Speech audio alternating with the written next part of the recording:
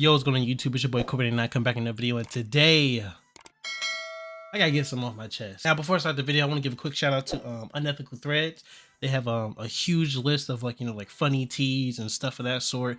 I'm not sponsored by them or anything, but I'm all about supporting other people. So go check them out. I feel like they have some good shirts. Yeah, I might like them. Like I said, they're pretty funny. Now, as you can see by the title of the video, today we're going to be talking about the Keith Lee situation that happened in Atlanta. And for those that don't know who Keith Lee is, he's a former MMA fighter. He's a content creator. He's a food reviewer. But before all that, he's a family man. He's very well known on Instagram, TikTok, and YouTube. A lot of people like him for his authenticity, and he tells the truth. Now, recently, he decided to do a food tour with his family in Atlanta, and as you probably predicted, it didn't go well. With that being said, he went to a restaurant called The Milk and Honey, and this was his experience there. Me and my family are in Atlanta, and currently we are at the Real Milk and Honey. I got it. Let's try it and rate it 1 through 10. As you can see, I don't have any bags in my hands. We are at the Real Milk and Honey on Main Street in College Park. Before we came, we attempted to call our order in. We were greeted with an automatic message that said they do not take call-in orders. The automatic message said the only way you can do pickup is through DoorDash. We went through DoorDash, they was closed. But online, it said they closed at 5 o'clock. We went on DoorDash at 4 o'clock. But we were already here, so we just went inside. I stayed in the car and my family went in, and they told them they were closed early for deep cleaning. Yet the door is wide open and it's people still going in and grabbing their orders. Now we have no idea if those people ordered beforehand or what the case is. Also, the people who relayed this message, my family said were really nice. It's just the rules. And so far being in Atlanta, I found some places do have unique rules, and this is one of them. I want to be very clear, we're not blaming one person or saying one person was rude. In plain terms, don't call this restaurant trying to get nobody fired. Ain't nobody do nothing. This is just the rules they had. If you don't like their rules not for you. And for me and my family, the rules just wasn't for us. We just not their target audience. For the record, afterwards, I did walk in and they did recognize me and they attended the services, but I respectfully declined. I'm a normal person. I pay for my food like everybody else. I walk in spots like everybody else. We are all normal people. Respectfully, if you're not gonna do it then, don't do it now. God bless you. Yeah, we're just trying to get some food. But I am gonna make this very clear. I do not support, condone, or agree tearing down these businesses. While we personally may not have the best customer service experience, that does not mean you will have the same experience. That also don't mean go on Twitter and tear these businesses down. At the end of the day, business owners are people. You never know what people are going through. The only reason I'm even making this is to share my authentic and real experience like I always do. I don't mean no harm, I don't have no malicious intent, but I always say I'm gonna be 100% honest, and that come with the good and the not so good. You don't know what nobody going through, so what we can't do is just judge off of somebody else's experience. If you like to go to these places or any other place that I've been to, I encourage you to go try it for yourself and make your own opinion. But we still in Atlanta, and we on Main Street, and it's a bunch of spots here, so we're gonna go to a different spot. God bless you, have an amazing day, y'all be safe. Within 24 hours of that video, he then posted this video following up the situation that happened with the Milk and Honey. Okay, let's talk about it. Every restaurant that me and my family go to, we were either A, invited by the restaurant themselves, or B, was told about the restaurant 100+ times. From locals, from people who mention me, from people who email me, DM me. 99% of the time, I never go to a random restaurant. With that being said, my opinion was asked for. So many narratives being pushed, and it's insane to me. But let's be honest, what else do you want from me? If I go to a bunch of restaurants and have a string of good experiences, then I'm being too nice, I'm lying, the narrative's being pushed that my eye roll is fake, and I'm lying just to help people. Then on the same hand, if I go to 2 or 3 restaurants where I don't have the best experience, now I'm tearing down businesses, now I'm being mean, now I need to shut up, now I need to mind my business, I need to sit down. Again, I can't win for losing. I understand everybody gonna have an opinion on the situation. You can disagree with me, you cannot like what I say.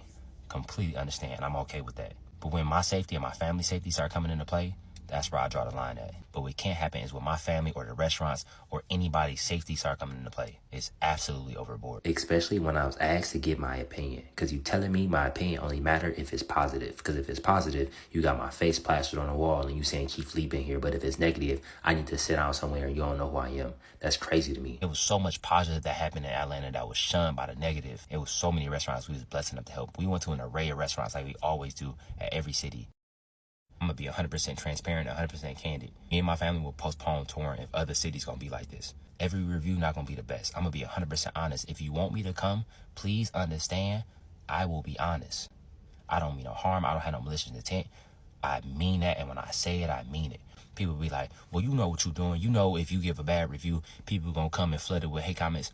What else do you want me to do? I'm telling people not to go and leave hate comments. I'm telling people not to leave negative comments. I'm telling people make their own opinions. You want me to lie and say I had a good experience, or you want me to only post the videos when I have a positive experience? Then all of the videos I post is only gonna be positive experience. Then the narrative is gonna be pushing, I'm only trying to be positive, and we're gonna end up in the same situation. And on top of that, I think something that's getting lost in translation. When that happens, the restaurants that we are blessed enough to help won't be helped in the same manner, because people won't show up in the same way, because my reviews would be inauthentic. One of the reasons people show up the way they do is because they know I'm being honest and I'm giving my personal opinion and my personal perspective on the situation. But if I don't do that anymore, it won't be the 3 or 4 hour wait times, and now we won't be able to help business owners, and we won't be able to give back to the community. In the grand scheme, that's what this is about. It's about giving back. It's about giving back to the community. It's about stimulating the economy. That's what it's about. All the other stuff, I'm a simple man in real life. As long as me and my family healthy and safe and we can live a comfortable life, I'm straight. Again, it's a double-edged sword. I understand with great power comes great responsibility. God made me for this.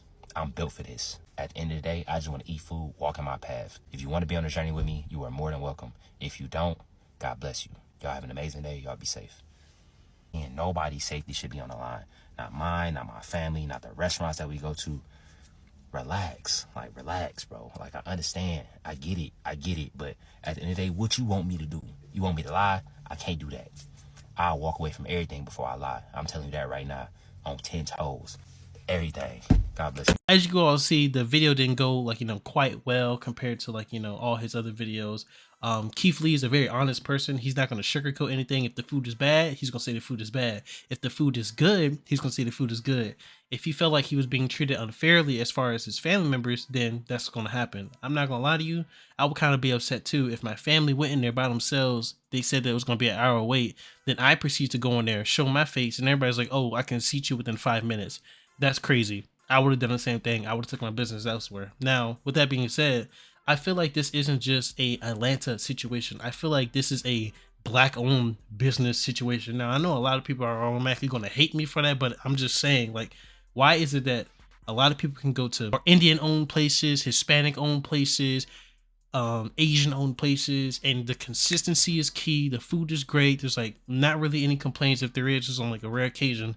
But when you go to these black-owned businesses, it's like there's always something wrong. I'm gonna give y'all 2 examples. Last year, I went to Atlanta myself, and I'm be honest with you, I went to 3 restaurants. I'm not gonna say all the names on there, but one of the restaurants I went to, they're named The Bando. Now, The Bando is, branded after a crack house, so they have like, strippers and stuff, like, promoting their restaurant. That's like the theme of it. I didn't really think that if I'll go to the restaurant, I'll be treated like a whore. I know that's a metaphor. I'm about to get to it. So I went to the restaurant, and before I went to the restaurant, I wanted to see what type of flavors that they had on the website. They had over maybe 40, 30 flavors, not something crazy, not like, anything crazy or whatever, but they had a lot of things I wanted to try. So I wanted to try some of the flavors that they had on the website, and those flavors was also claimed to be available on the website. But when I called them, they said, oh, we don't have those flavors. If you're not going to have flavors available, that needs to be known on the website. You can't promote something and then when people get there, you just don't have it. That's just unacceptable in my opinion. On top of that, they claimed that the wait was going to be for like 15, 20 minutes. The wait was 45 minutes for a 20-piece wing. And I'm not even gonna lie to you, the wings was pretty small, and at the end of the day, it's just powdered sugar on wings that got sweet sauce on it already. The fries was also pretty mid. I don't know why people hype the Bando up as if it's some exquisite place to go to. It's not all that. As a matter of fact, they should be ashamed of themselves for the type of establishment that they're running. That was last year where I had my couple of bad experience with like black owned places. Second one I'm gonna get to is one that I had yesterday. Now there's a food truck in Charlotte called The Loaded Kitchen. Now they're known for their soul food and their mac and cheese, their yams, their lamb, their wings, their shrimp. They're known for a lot of things, but every time that people try to go there, it seems like between 5:30 to 9 o'clock, they only can serve about like 50 people, which sounds crazy to me. So I went there myself, sat in line. I was there at 5:15. The line was already long. It was probably like 40 people ahead of me, which isn't that bad, you know what I'm saying? But it's cold outside. They better be on it. So fast forward to 5:30, they're still not opening up. Everybody's giving them the benefit of the doubt. We're taking our time. It is what it is. A little bit after that, a dude drove all the way from Raleigh to Charlotte, North Carolina to try this food truck. When he got there, the people came out and said that, oh yeah, it was going to be about like an hour wait until we open up. So another person decided to go talk to one of the chefs, and he said when he went to go talk to one of the chefs, and I saw this man do this, he was talking with them. He said one of the chefs was smoking a blunt in the car with a random person. Another chef is preparing a whole food truck by herself. And 4 or 5 of the other guys, they're just sitting around not doing anything. Like, what is happening? You have all these people lined up outside in the cold, waiting, already past your open time where you're not even taking orders yet. And you expect them to, like, you know, just sit there and like wait. No, people are going to start leaving. And sure enough, people did start leaving. As a matter of fact, I left myself because I'm not going to sit there and wait in the cold because of your inability to run a business properly. Now, as I was also leaving home, I saw that they had posted something on their story saying that, hey, you can skip the line for $65. Why in the hell would I pay $65 to skip a line that would be shorter if you just ran your business properly? On top of that, the food is kind of overpriced. I hate to say it. Like, a tray is like anywhere could be like $30 to like $40. So you're paying near $100 to skip the line and get 1 tray of food. It's gonna be even more if you get 2 trays. Most people get 2 trays from what I've heard and what I've seen. Why would I wait for that when I could go 5 minutes down the street from that same location and get served, taken care of, and great food for $12 in 10 minutes? It makes absolutely no sense to me. I don't know what's going on with like black-owned businesses, especially in like the food industry, but y'all need to get your act together. It's not all black-owned businesses, but it seems like it's a lot of y'all. And I'm glad Keith Lee exposed Atlanta, because let me tell you something. When I went there, I had a terrible experience at almost every restaurant I went to. And Atlanta has a lot of like, you know, custom rules, like Keith has said in his previous video. A lot of restaurants, they just seems to open up whenever they open up, close when they want to close, serve whatever they want to serve, just pick and choose whatever's like on the menu for today. And it's like, I see why a lot of these restaurants, like their parking lots are like empty. I mean, I hate to say it, like, you know, it kind of makes sense. I feel like Keith shouldn't be receiving any type of hate for him speaking truth, especially about like, you know, unfairness and advantages that, like, you know, famous people have when they go to restaurants and stuff. I also feel like that nobody should be getting any type of death threats or false negative reviews for his video. Again, his people, Keith Lee fans, are not going out their way to give a restaurant a negative review if he says the food is bad. Now, at the same time, nobody's family should be threatened because they made a review that was truthful but also negative. If Keith Lee videos was all positive, then there will be no authenticity. He would just be like, you know, a sellout. But that's not what he's doing. He gives us the 100% truth all the time, and that's why people love Keith Lee. Those are my 2 cents on like, you know, the situation that's going on right now. Hopefully Atlanta will get their act together within like the next year or 2. But with that being said, man, it's your boy Cole 99. I appreciate y'all for tuning in today. Hit that like, share, subscribe button, and I'm gonna see y'all next time.